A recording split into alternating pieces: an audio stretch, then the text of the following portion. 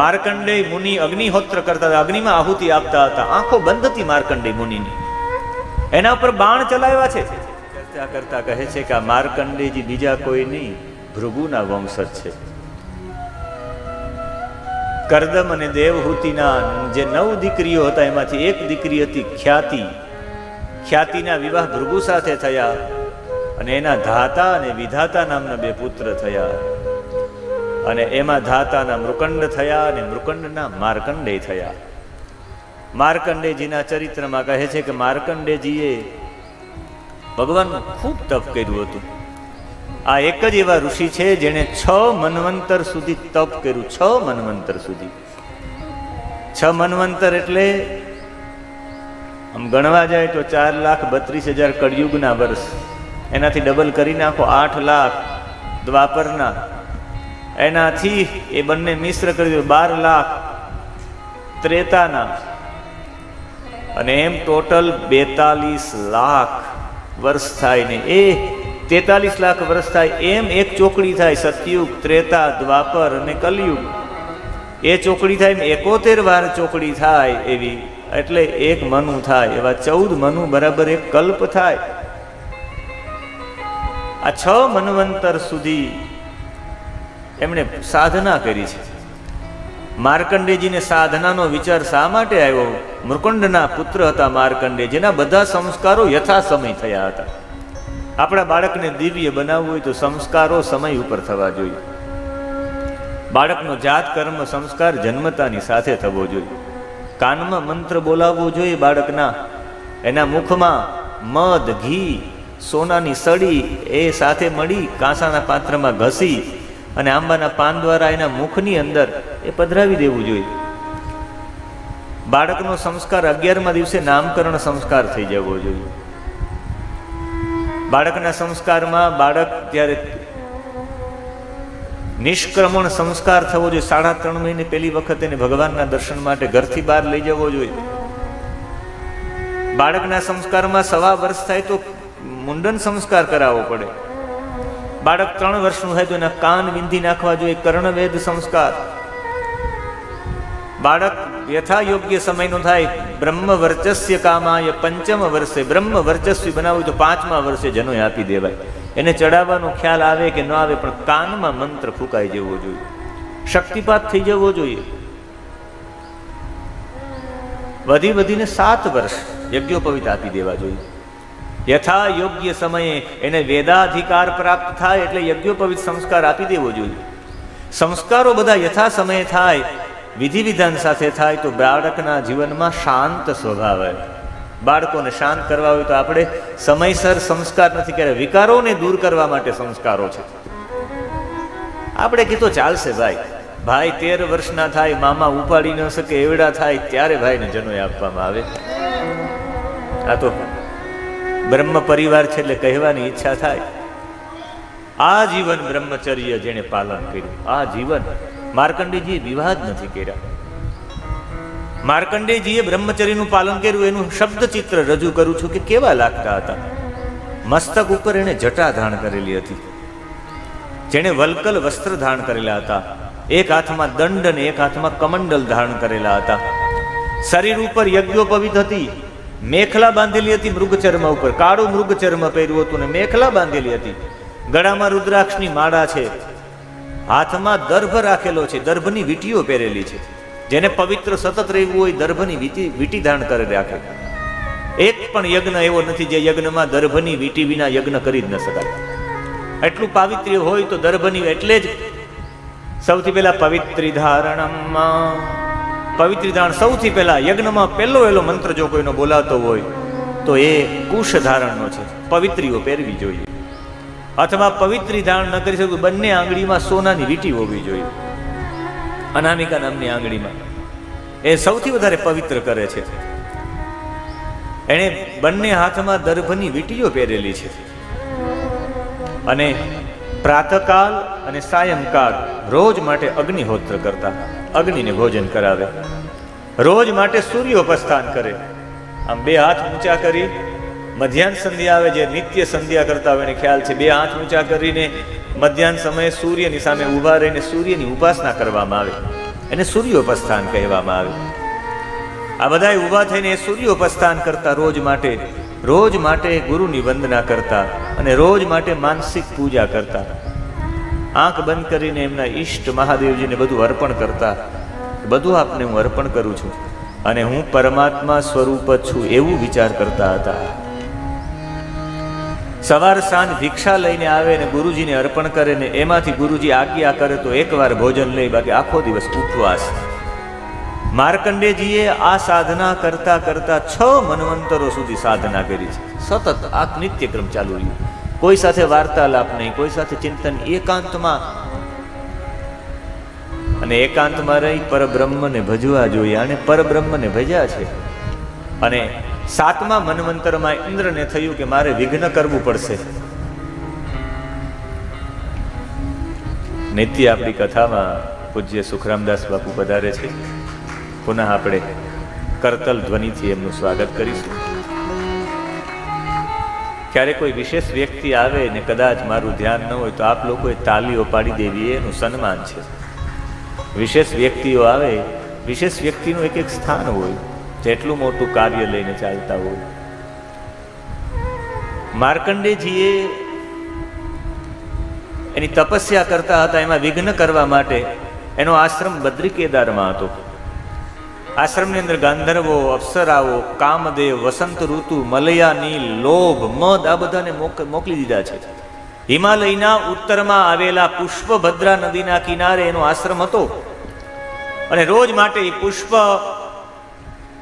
ભદ્રા નામના નદીના કિનારે એક ચિત્રા નામની શિલા હતી, એના ઉપર રોજ માટે બેસતા. હું જ્યારે આ ચરિત્ર વાંચું ત્યારે મને પૂજ્ય કાશ્મીરી બાપુનો આશ્રમ યાદ આવે. બાપુના આશ્રમમાં આજે પણ એના દરવાજામાં જાવ તો ડાબા હાથ ઉપર એક કાળી શિલા છે, એક કાળો પથ્થર છે. મને બાપુએ 6 મહિના સુધી રહ્યું કે મહાદેવ ક્યાંય જવાનું છે નહીં. હું ભણતો હતો કાશી. બાપુને મેં કીધું બાપુ મારું ભણવાનું ચાલે, કે બધું ભણાઈ જશે, રોકાતું અહીંયા.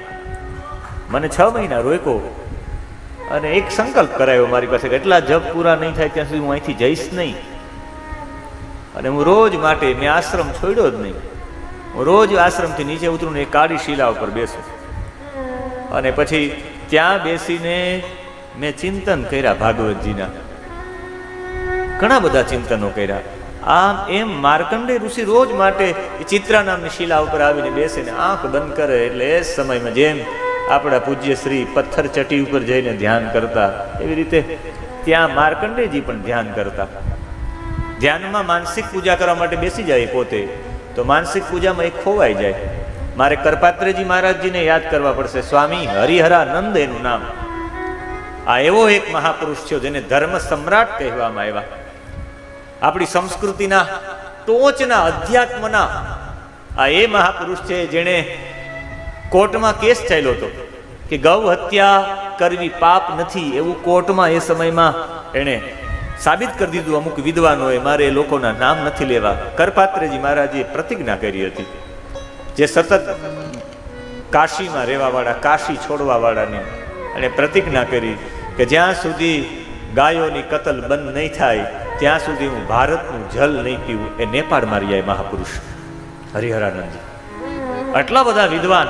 આજે અત્યારે જે પણ વિદ્વાનો કંઈ બોલે છે તો કરપાત્રજી મહારાજજીને લેવા જ પડે, કરપાત્રી મહારાજજીને યાદ કરવા જ પડે. જેમ ભાગવત હોય ને પૂજ્ય બ્રહ્મલીન ડોંગરેજી મહારાજને યાદ કરીએ ન ચાલે, એમ શાસ્ત્રની ચર્ચા હોય ને કરપાત્રજી મહારાજ ન હોય, જે હાથને જ પાત્ર બનાવીને જમતા, એટલું જ ભોજન કરતા, જે ગળામાં એક માળા રુદ્રાક્ષની પણ પહેરતા ને એક તુલસીની પણ પહેરતા. હરિહરાનંદ નામ હતું.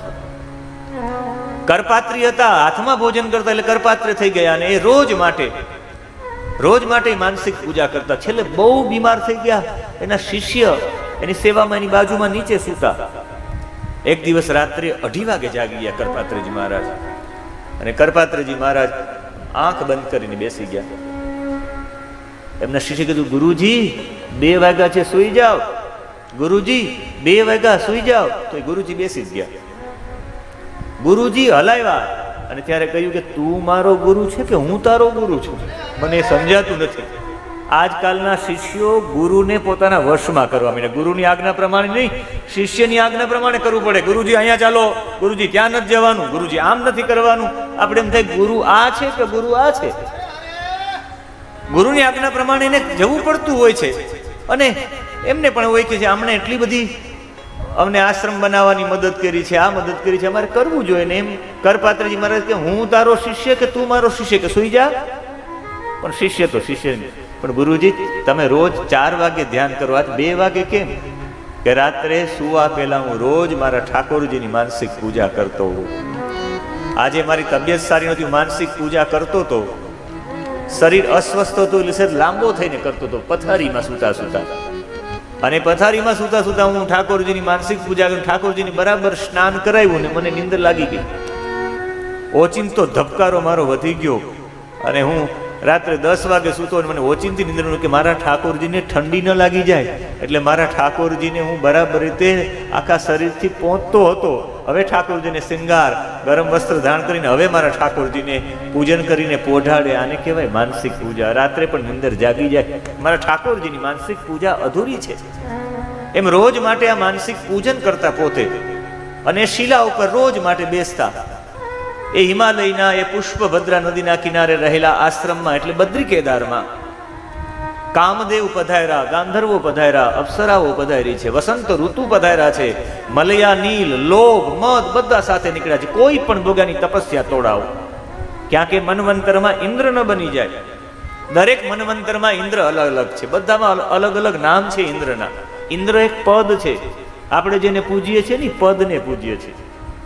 અહીંયા તમે લોકો મને ફૂલનો હાર અર્પણ કરો કે અહીંયા પગે લાગો, એ ડૉક્ટર મહાદેવ પ્રસાદ મહેતાને નહીં, ભગવાન વ્યાસ નારાયણને પગે લાગવામાં આવે છે. એટલે જરાય ક્ષોભ નહીં કરવો. અહીંયા માનવું જ નહીં કે કોઈ આ નાનકડો છોકરો કે કોઈ આ વ્યક્તિ કે છે વ્યાસપીઠે ગમે તેવો વક્તા હોય, નાની ઉંમરનો હોય કે કદાચ વૃદ્ધ હોય, અજ્ઞાની હોય, પણ વ્યાસપીઠ ઉપર બેઠો છે એટલે એને ફરજિયાત વંદન કરવાના જ. કદાચ આપણો દીકરો બેઠો હોય વ્યાસપીઠ ઉપર તો બાપને પણ નમન કરવા જ પડી. વ્યાસને નમન કરે છે, બીજા કોઈને નહીં. એટલે બધા લોકોએ પ્રવેશ કર્યો છે એની સાધના તોડાવવા માટે. એટલે ઇન્દ્ર એક પદ છે. અને કામદેવે હાથમાં બાણ લીધું છે. 5 એની પાસે તીર છે ધનુષ્યના. પુષ્પોનું ધનુષ્ય છે ને એના 5 બાણ છે. જેને પણ વાગે આ બાણ એ કામ મોહિત થઈ જાય. માર્કંડેય મુનિ અગ્નિહોત્ર કરતા હતા, અગ્નિમાં આહુતિ આપતા હતા. આંખો બંધ હતી માર્કંડેય મુનિની. એના ઉપર બાણ ચલાવ્યા છે. અને આ 5 બાણ જેના ઉપર પણ વાગે એને કામ વાસના ઉત્પન્ન થઈ જાય છે. ભાગવતજીના 12મા સ્કંદમાં 8મા અધ્યાયમાં 24 અને 25 શ્લોકોમાં એ બાણોના નામ આપવામાં આવ્યા છે. શિવ પુરાણમાં પણ આપવામાં આવ્યા છે. અલગ અલગ નામો છે બંનેમાં, પણ સેજ નામો સમજવા જેવા છે. પહેલું એનું બાણ છે શોષણ, બીજું બાણ છે દીપન, ત્રીજું બાણ છે સંમોહન, ચોથું બાણ છે તાપન અને 5મું બાણ છે ઉન્માદ. આ 5 બાણ જેને પણ વાગે છે પુષ્પોના બાણ, પણ 49 કામના ભાવો ઉત્પન્ન થાય. કામદેવે આ બાણનો પહેલો પ્રયોગ પોતાના પિતાજી બ્રહ્માજી ઉપર કર્યો હતો. અને બ્રહ્માજીને જે 5 બાણો વાગ્યા છે, બ્રહ્માજી દોડ્યા છે પોતાની પુત્રી સંધ્યાની પાછળ. કામાતુર થઈને મરીચી આદિ બધા એના પુત્રોએ એમને પકડી રાખ્યા કે પિતાજી આ તમે ઉત્પન્ન કરેલી કન્યા છે, આ તમારી પુત્રી કહેવાય, તમે પાછળ દોડો છો. પછી તો એ શરમાણા, પણ એ સમયે સંધ્યાએ વિચાર કર્યો કે મારા પિતાજીએ મારા શરીર ઉપર આવી કુદ્રષ્ટિ નાખી, હવે મારે આ શરીર જ ન જોઈએ. અને મહાદેવજીએ બ્રેહલ લોહિત નામના સરોવર ઉપર મહાદેવે મોકલેલા વશિષ્ઠજીને મંત્ર આપ્યો અને કહ્યું કે તું આ સાધના કર. અહીંયા મેધાતિથિ નામના ઋષિનો યજ્ઞ ચાલે છે, 12 વર્ષથી ચાલે છે. એમાં તું તારા શરીરને હોમી દેજે અને એમાંથી તારું નવું શરીર પ્રાપ્ત થશે. અને મહાદેવને એક વખત વરદાન પ્રાપ્ત કરવા માટે શરીરને પછી છોડજો, પેલા મહાદેવજીની સાધના કરી લ્યો. અને એણે મહાદેવજીના ઓમ નમઃ શિવાય નામના મંત્રની સાધના કરી છે. મહાદેવજી પ્રસન્ન થયા ત્યારે એણે વરદાન માંગ્યું છે. પહેલું વરદાન, આજ પછી કોઈ પણ પિતાની દ્રષ્ટિ એની દીકરી પ્રત્યે કુદ્રષ્ટિ ન થવી જોઈએ. આ માગેલું છે સંધ્યાએ. બીજું વરદાન માંગ્યું છે કે આજ પછી કોઈ પણ નાનો બાળક હોય કે નાની બાળકી હોય નિર્વસ્ત્ર હોય તો પણ એ નાના બાળક કે બાળકી પ્રત્યે કોઈની કુદ્રષ્ટિ ન થવી જોઈએ. અને ત્રીજું વચન માંગ્યું છે કે મને જે પતિ મળે એ કામ વાસના વિનાનો મળે. અને એણે જ પોતાનું શરીર છોડી દીધું. મેધાતિથિ નામના ઋષિના યજ્ઞકુંડમાંથી પ્રગટ થઈ અરુંધતી. એ અરુંધતીના લગ્ન વશિષ્ઠ સાથે થયા. હું આ કથા એવા માટે કહું છું કે 5 બાણ જ્યારે પણ લાગે એમાં કામદેવનું જો એક બાણ હોય દીપન, એ દીપન બીજું કોઈ નથી. આ દીપન વધારે રોચન, આ દીપનને શિવ પુરાણમાં રોચન કહીએ. વધારે પડતી રોચકતા કામ વાસના ઉત્પન્ન કરે છે. એટલે જ્યાં વધારે પડતી રોચકતા હોય સંતો એનાથી દૂર રહે છે. સંતો સ્ત્રીઓના મુખ ન જોઈ, સ્ત્રીઓથી દૂર રહે. તો આપણે લોકો ટીકા કરતા હોય કે એના માના પેટમાંથી ઉત્પન્ન નહીં થયો, સ્ત્રીઓ સાથે આમ કરે. પણ નહીં, એ 5 બાણોમાં એક રોચકતા, હર્ષણ, એક પ્રકારનું હાસ્ય, એ પણ કામ વાસના ઉત્પન્ન કરે એવું છે. કામદેવના બાણો છે. સંમોહન, એવી વાણી, વાણી પણ કામ વાસના ઉત્પન્ન કરનારી છે. 5 બાણો માર્યા. એ મારવા છતાં પણ એક પુંજિક સ્થલી નામની એક અપ્સરાએ નૃત્ય કર્યું છે એની સામે. હાથમાં એક દડો લઈને એની સામે નૃત્ય કર્યું છે. પણ કોઈ પણ રીતે માર્કંડેયજીનું સાધનામાં કોઈ ખલેલ ન પહોંચી. જેમ નાના છોકરાઓ સાપ સૂતો હોય ને જગાડીને જેમ ભાગી જાય ને, એમ તમામ અપ્સરાઓ કામદેવ એની તપસ્યાને ભ્રષ્ટ ન કરી શક્યા. બધાને ભાગવું પડ્યું. એના તપથી એ બધા દાજવા માંડી ગયા. અને ત્યારે 2 દેવતાઓ પ્રગટ થયા, નર અને નારાયણ, જે બદ્રીનાથમાં તપ કરે છે. અને બદ્રીનાથમાં તપ કરવા વાળાએ કહ્યું, તારું સ્વાધ્યાય, તારી ધારણા, તારું ધ્યાન, તારી સમાધિ, અમે એનાથી પ્રસન્ન થયા છે. આંખોમાં જલ ભરાઈ ગયું છે. માગો કે શું જોઈએ તમારે? એકે મૃગચર્મ પહેરેલું છે, એકે વલ્કલ વસ્ત્ર પહેરેલું છે, નર અને નારાયણ. એકના હાથમાં દર્ભ છે, બંનેના નેત્રો એકદમ કમળ જેવા વિશાળ છે. ત્યારે કહ્યું કે પ્રભુ ખરેખર મને આપશો? સાષ્ટાંગ પ્રણામ કરીને કહ્યું, જો પ્રભુ મને આપવા માંગતા હોય તો. માર્કંડેયજીએ કહ્યું, જો આપવા માંગતા હોય તો મારે પ્રભુ તમારી માયા જોઈએ છે, તમારી માયાના મારે દર્શન કરવા છે. અને એ સમયે કહ્યું કે અમારી માયાના તમને દર્શન થશે, એ પહેલાં આપ મહાદેવજીની સાધના કરો. અને મહાદેવની સાધના કરી છે, બીજી કોઈ સાધના નહીં. મૃત્યુ અલ્પ આયુવાળો બાળક હતો, મૃકંડનો પુત્ર માર્કંડેય. પણ એને મૃત સંજીવની ત્રંબકન મંત્રથી સાધના કરી છે. અને આ મંત્રની સાધના કરવાના કારણે એ જીવિત થઈ ગયા. જીવિત નહીં પણ આખા એક કલ્પ સુધીનું આયુષ્ય મળ્યું છે. જેને આજે પણ આપણે કોઈનો જન્મદિવસ, કાલે 3 લોકોનો જન્મદિવસ હતો, ત્યારે આશીર્વાદમાં માર્કંડેય મહાભાગા એમ કહીને માર્કંડેય પૂજા કરવાની હોય જન્મદિવસના દિવસે. માર્કંડેયજી અલ્પ આયુષ્યને પણ બહુ લાંબુ આયુષ્ય ભોગવ્યું હતું. 1 કલ્પ સુધી.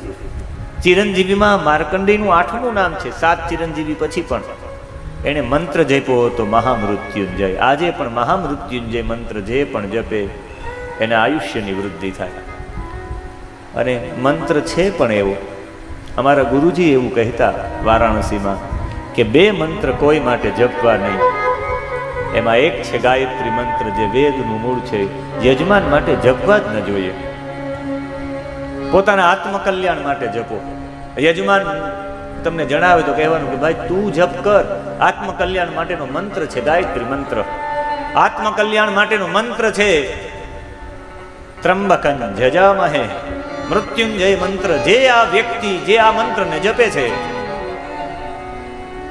આ વેદોનું મૂળ છે. એટલે યજમાનો માટે જપવો નહીં, આત્મકલ્યાણ માટે જપવો. અને મંત્રની ઉર્જા પણ એવી છે. જે આ મંત્રને જપે છે, આ એ જ ક્ષેત્ર છે જ્યાં 10 કરોડ મંત્ર જપાણા છે. એ પ્રભાસ ક્ષેત્ર છે. આ એ ક્ષેત્ર છે જ્યાં વૈશાખ સુદ પાંચમના દિવસે ભગવાન ભોળાનાથ સ્વયં પ્રગટ થયા. અને એનું નામ ભવનાથ પાડવામાં આવ્યું છે. વૈશાખ સુદ પાંચમના દિવસે પ્રગટ થયા છે. આજે પણ આ મંત્ર વિનિયોગ સાથે જપવામાં આવે. આજે પણ આ મંત્ર ઋષિઓ છંદ સાથે જપવામાં આવે. આ મંત્ર તો અવશ્ય કોઈ માણસને જીવતદાન આપવું હોય તો આપી શકાય, કોઈને મૃત્યુ સુધી પહોંચાડવા હોય તો પહોંચાડી શકાય. આ મંત્ર નથી, એક પ્રકારની શિવજીની કૃપા આપણે બધાને પ્રાપ્ત થાય એના માટેની વ્યવસ્થા છે. ઓમ ત્રંબકં યજામહે સુગંધિં પુષ્ટિવર્ધનં ઉર્વારુકમિવ બંધના મૃત્યોર્મુક્ષેયમામૃતા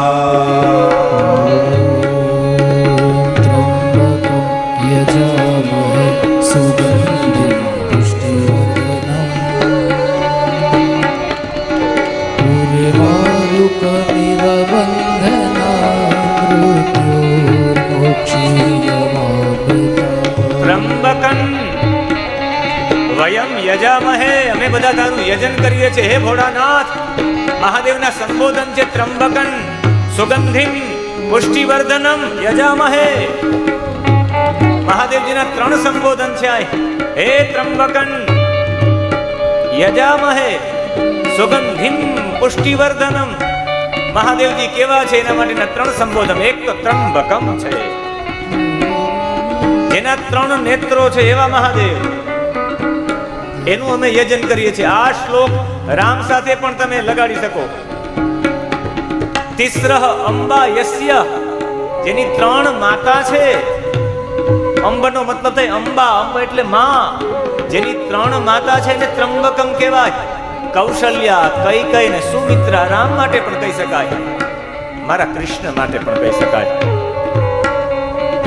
યશોદા, રોહિણી અને દેવકી. ત્રંબકન, જેની આંખમાં સોમ, જેની આંખમાં સૂર્ય અને જેની આંખમાં અગ્નિ છે. સોમ, સૂર્ય અને અગ્નિને ધારણ કરનારો છે એ પરમાત્માને ત્રંબકન કહેવાય.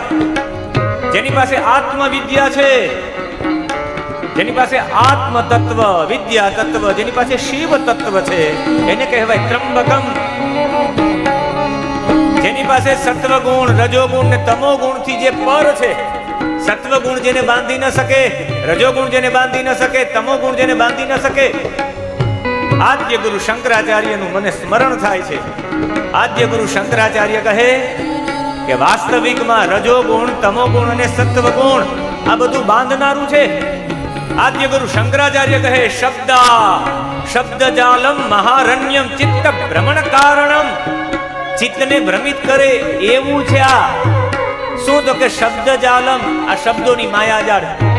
બધા કે આ વેદાંત ભણેલો છે, ફિલોસોફી ભણેલો છે, આ ભણેલો છે, તે ભણેલો છે, આ એટલા જપ કરે, એટલું તપ કરે, આ બધું સત્વગુણ પણ બાંધે. ઓશો રજનીશ કહે કે સત્વગુણ છે એ સોનાની સાંકળ છે, રજોગુણ છે એ ચાંદીની સાંકળ છે, અને તમો ગુણ છે લોખંડની સાંકળ છે. બંધાવ તો ખરા જ. સત્વગુણમાં નિત્ય રહેવા વાળા સ્વામી વિવેકાનંદજી સતત સમાધિમાં રહેતા. એની આંખો છેલ્લે જતી રહી હતી. બહુ નાની ઉંમરમાં આપણે ખોવા પડ્યા વિવેકાનંદજી સત્વના કારણે. આદ્ય ગુરુ શંકરને ખોવા પડ્યા સત્વના કારણે. સત્વ પણ બાંધે છે, રજોગુણ પણ બાંધે છે. રજોગુણ રાગ વૃત્તિ વધે. સમજવાનું, રજોગુણ રાગ એટલે જડ અને ચેતન પ્રત્યેનું આકર્ષણ, એને રાગ કહેવાય. રાગથી તૃષ્ણા વધે. કંઈક પૂર્તિ માટે આપણે કર્મ કરતા રહીએ. આ શક્તિ યુક્ત કર્મ કરવા જાય, મને આ મળી જાય, મને આ મળી જાય. ચંચળતા ઊભી થાય, કર્મમાં પ્રવૃત્તિ થાય. સમજવાનું, રજોગુણ વધી ગયો છે. કથામાં બેઠા બેઠા બગાસા ખાવાની ટેવ પડે. સમજવાનું, તમોગુણ વધી ગયો છે. ખોટી જગ્યાએ ખોટી રીતે રાગ થવો એને કહેવાય મોહ. ખોટી વાતોમાં રસ જાગે. સમજવાનું, તમોગુણ વધી ગયો. જીવનમાં જ્ઞાનનો અભાવ. સમજવાનું, તમોગુણ વધી ગયો. જીવનમાં આળસ આવે કે નહીં કાલે કરશું. સમજવાનું, તમોગુણ વધી ગયો છે. સૂતા રહેવું સવારમાં 9 વાગ્યા સુધી. સમજવાનું, તમોગુણ મારામાં જાજો છે. આ 3 ગુણમાંથી જે પર છે એને કહેવાય ત્રંબકન. અમે 3 ગુણમાંથી પર થાય હે પરમાત્મા, એના માટેની પ્રાર્થના છે. તમે રોજ ત્રંબકન ત્રંબકન ત્રંબકન જપે રાખો. ઓમ ત્રંબકમ યજામહે સુગંધિમ પુષ્ટિવર્ધનમ ઉર્વારુકમિવ બંધના મૃત્યોર્મુક્ષેયમામૃતા. એક વખત હે પરમાત્મા, શા માટે સ્મશાનમાં શિવની મૂર્તિ રાખવી પડે એ બતાવે ત્રંબકન. એ જીવાત્મા, તારે સત્વગુણમાં, રજોગુણમાં, તમોગુણમાં આવતા જન્મમાં બંધાવાનું નથી. એકવાર મને જોઈ લે. જે સંપ્રદાયો હોય, જે હોય, પણ મને કહેવાની ઈચ્છા થાય જે વ્યક્તિ મહાદેવને ભજે ને એ ત્રિગુણાતીત થઈ શકે, બાકી થઈ જ ન શકે. જેને ત્રિગુણાતીત થવું છે એક વખત મહાદેવને ભજવા પડે. વૈષ્ણવાનામ યથા શંભુ, વૈષ્ણવોમાં સૌથી મોટા વૈષ્ણવ હોય તો મહાદેવજી છે. અરે હરિહરમાં ભેદ જ ન જાણવો જોઈએ. જ્યાં જ્યાં મારા હરિ છે ત્યાં હર પહોંચી ગયા છે. જ્યાં હર છે ત્યાં મારા હરિ પહોંચી ગયા. અહીંયા સોમનાથમાં હર હાજર છે તો મારા ભાલકાવાડામાં મારા દ્વારકાધીશ અહીંયા ભાલકાવાડાના રૂપમાં સોમનાથમાં આવી ગયા છે. દ્વારિકામાં કદાચ દ્વારિકાધીશ રાજાધિરાજ છે તો ત્યાં મારા ભોળાનાથ પહોંચી ગયા છે નાગેશ્વરના રૂપમાં. રામેશ્વરમાં મહાદેવ છે તો એ જગ્યાએ ત્યાં ભગવાન પહોંચી ગયા છે. જહાં હરિ હે વહાં હર હે, જહાં હર હે વહાં હરિ હે. ઓમ નમઃ શિવાય, ઓમ નમઃ શિવાય, ઓમ નમઃ શિવાય, ઓમ નમઃ શિવાય. કદાચ શ્રીનાથજી છે તો શ્રીનાથજીની બાજુમાં એક લિંગજી છે, એક લિંગજી છે તો એની બાજુમાં શામળાજી છે. કદાચ રામેશ્વરજી દક્ષિણમાં છે તો ત્યાં રંગનાથનું મહાદેવ રંગનાથજીનું મંદિર છે. અને કદાચ ને અહીંયા ભવનાથમાં સાક્ષાત જો ભગવાન શિવ આવતા હોય તો અહીંયા બાજુમાં દામોદરજી પણ છે. જહાં હરિ હે વહાં હર હે. હમ ભેદ રખી નહીં શકતે.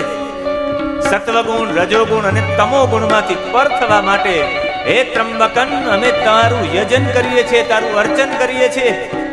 અને કેવા સુગંધી, તમે સુગંધી યુક્ત છો. અને આકર્ષણ વ્યક્તિથી વ્યક્તિનું આકર્ષણ ન હોય, ગંધથી ગંધનું આકર્ષણ હોય. સર્પો ડંખ મારી જાય શા માટે? એને એક પ્રકારની ગંધ આવે. આફ્રિકાની અંદર બધા લોકો પોતાના શરીરને આમ ચીરીને એની અંદર એક પાવડર લગાવી દે પછી એને સીવી નાખે શરીરને. એ શરીરમાં રહેલા એ પાવડરની ગંધ લઈને એક પણ જે ઝેર યુક્ત જીવ જંતુ છે એ બાજુમાં ન ચડે. ગંધ લઈને સર્પ ભાગી જાય, ગંધ લઈને સાવજ ભાગી જાય, ગંધ લઈને પ્રાણીઓ ભાગી જાય. અમુકની ગંધ એવી હોય. તમે ભગવાન ગંધ યુક્ત ની સુગંધી યુક્ત સુગંધીન છો. તમે અમારા જીવનમાં સુગંધ આપનારા છો. એવી સુગંધ આપનારા છો કે અમારા દ્વારા સારા કૃત્યો થાય ને એ સારા કર્મો દ્વારા લોકો કહે નહીં, મહાદેવનું યજન કરતા કરતા સુગંધીન સારા કૃત્યો થાય. પૂજ્ય શ્રી એટલા બધા કાર્યો કર્યા ને આજે એટલા બધા સેવકોમાં સુગંધ ફેલાણી. એ સુગંધ આપનારા સારા કૃત્યો કરાવનારા તમે છો મહાદેવ, એટલે અમે તમારું યજન કરીએ છીએ. આ ઇન્દ્રિયો છે એ ઇન્દ્રિયો તમારા તરફ દોડે છે, એનો મતલબ તમારી અંદર સુગંધ છે. શા માટે આકર્ષણ થાય ભગવાન તરફનું? એમાંથી એક પ્રકારની એવી સ્મેલ નીકળે છે જે આકર્ષણ કરનારી છે. એટલે ભગવાન તમે સુગંધી યુક્ત છો. અને પુષ્ટિ વર્ધનમ, અમારી અંદર પુષ્ટિ વધારનારા છો. એક સેકન્ડ લાગે તેજ નીકળી જાય તો હાથ આમ હોય તો પાછું આમ ન થઈ શકે. બાપા ચા પીતા હોય રકાબી હાથમાં રહેજે, બાપા જતા રહે. આ શરીરની અંદર પુષ્ટિ આપનારા, અમારા શરીરનું પોષણ કરનારા. આ હાડકાઓ નાના હોય ને કેમ વધે છે ઓટોમેટિક? આંગળીઓ કેમ મોટી થાય છે? આંખ કેમ મોટી થાય? લંબાઈ કેમ વધે છે? તમે પુષ્ટિ વર્ધન, તમે પુષ્ટિ આપનારા છો. એટલે ત્રંબકમ યજામહે સુગંધિ પુષ્ટિવર્ધનમ ઉર્વારુકમિવ બંધના મૃત્યોર્મોક્ષેયમામૃતા. શા માટે યજન કરીએ તારું હે ત્રંબકમ, હે સુગંધિમ, હે પુષ્ટિવર્ધનમ? તારું યજન એવા માટે કરીએ ઉર્વારુકમ ઇવ. ઉર્વારુકના અર્થ બે થાય. એક કાકડી થાય ઉર્વારુક સંસ્કૃતમાં, અને એક તરબૂચ થાય. ઉર્વારુકમ ઇવ, તરબૂચની જેમ, કાકડીની જેમ. કાકડી ઓટોમેટિક પાકી જાય એટલે ખરી જાય. તમે કાચી તરબૂચ કે કાકડીને તોડવા જાવ તો વેલોય તૂટી જાય. અમારે વેલો તૂટે એમ નહીં, અમે પરિપક્વ થઈને તને મળીએ. અમે ગૃહસ્થાશ્રમમાં જીવતા જીવતા બધાના કામો કરતા કરતા અમારી અંદર પરિપક્વતા આવે ને એક સમય એવો આવે કે અમે સંસારમાં રહેવા છતાં પણ સંસારમાં ન રહીએ. જેવી રીતે પૂજ્ય શ્રી ગૃહસ્થાશ્રમમાં રહેવા છતાં પણ ગૃહસ્થાશ્રમમાં ન હોય એવી રીતે પરિપક્વ થઈને ઉર્વારુકમ ઇવ બંધનાત મૃત્યોહો, આ મૃત્યુના બંધનથી, મૃત્યોહો બંધનાત, આ મૃત્યુના બંધનમાંથી અમે છૂટા પડી જઈએ. આ જીવન મરણના ચક્કરમાં અમે વારંવાર ન આવીએ, એમાંથી અમે મુક્ત થઈ જઈએ. કેની જેમ? પરિપક્વ થઈને, કાકડીના વેલાની જેમ કાકડી છૂટી પડે. ઉર્વારુકમિવ બંધનાન મૃત્યોર મુક્ષીયમ, મુક્ષીય અમને પણ મુક્ત કરો એવી રીતે મૃત્યુના બંધનમાંથી. માં અમૃતાત, તમારા અમૃતથી મુક્ત નહીં, તમારું અમૃત પ્રાપ્ત થાય એવું અમને કંઈક કરો. અમને સતત કથા સંભળાવતા રહ્યો, એ કથા અમૃત છે. અમને સતત ને સતત કોઈ મહાપુરુષનો સંગ કરાવતા રહ્યો, એ અમૃત છે. એવા સંગના દ્વારા અમે આસક્તિથી મુક્ત થઈ જાય. સંસારની આસક્તિ છોડવી હોય તો સર્વેશ્વરની આસક્તિ પકડી લ્યો. બધું ઠાકોરજીમાં, બધું ઠાકોરજીમાં, ઠાકોરજીમાં, બધું ઠાકોરજીને, બધું ઠાકોરજીને, બધું ઠાકોરજીએ. ઠાકોરજીમાં બધું માનવાનું કે બધું મારા મારા ઠાકોરજી છે. અને અંતે સ્થિતિ એટલી નિર્માણ થઈ જશે કે પછી બધું તમને ઠાકોરજી લાગશે. પેલા ઠાકોરજીને બધું અર્પણ કરો.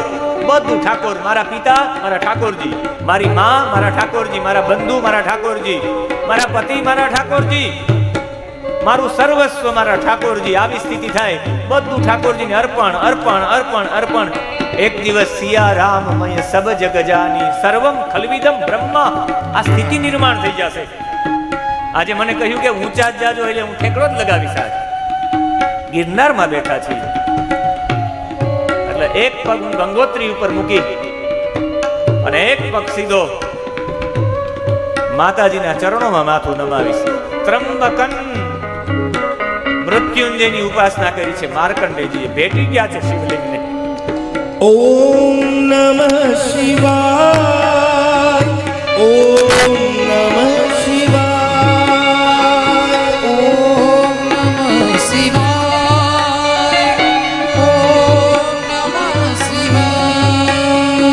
શિવોહમ શિવોહમ સચ્ચિદાનંદોહમ, શિવોહમ શિવોહમ સચ્ચિદાનંદોહમ, શિવોહમ શિવોહમ સચ્ચિદાનંદોહમ, શિવોહમ શિવોહમ સચ્ચિદાનંદોહમ, શિવોહમ શિવોહમ સચ્ચિદાનંદોહમ,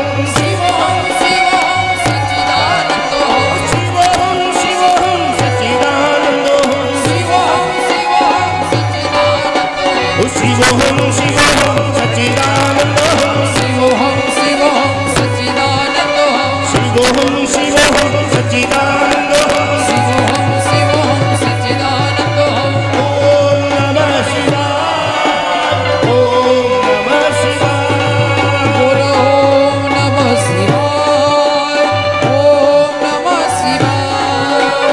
ઓમ નમઃ શિવાય, ઓમ નમઃ શિવાય, ઓમ નમઃ શિવાય, ઓમ નમઃ શિવાય. શિવોહમ શિવોહમ સચ્ચિદાનંદોહમ, શિવોહમ શિવોહમ સચ્ચિદાનંદોહમ, શિવોહમ શિવોહમ સચ્ચિદાનંદોહમ, શિવોહમ શિવોહમ સચ્ચિદાનંદોહમ, શિવોહમ શિવોહમ સચ્ચિદાનંદોહમ, શિવોહમ શિવોહમ સચ્ચિદાનંદોહમ, શિવોહમ શિવોહમ સચ્ચિદાનંદોહમ, શિવોહમ શિવોહમ સચ્ચિદાનંદોહમ, શિવોહમ શિવોહમ સચ્ચિદાનંદોહમ, શિવોહમ શિવોહમ સચ્ચિદાનંદોહમ. ત્રંબકં જજામહે સુગંધિં પુષ્ટિવર્ધિનં ઉર્વારુકમિવ બંધનાન મૃત્યોર્મુક્ષીયમ યમામૃતા. માં અમૃતા, અમને અમૃતથી દૂર ન કરો, અમને મુક્ષીય, અમને મુક્ત કરો. શેમાંથી? મૃત્યોહો બંધનાત, મૃત્યુના બંધનમાંથી. પણ કેવી રીતે? હે ત્રંબકમ ઉર્વારુકમ ઇવ, પાકી જાય ને જેમ કાકડી ખરી જાય, તરબૂચ અલગ પડી જાય, એમ બધા કર્મો કરતા કરતા અમને મુક્તિ મળે. ઘણા લોકોનું કલ્યાણ થાય, એવા માટે જ કોઈ મહાપુરુષો આવતા હોય. લોકોનું કલ્યાણ થાય એ તો મુક્ત જ હોય. માર્કંડેયજીએ ભગવાનને ભેટી ગયા અને એક કલ્પનું આયુષ્ય મળી ગયું. મહાદેવજીએ પ્રસન્ન થઈને આપ્યું છે.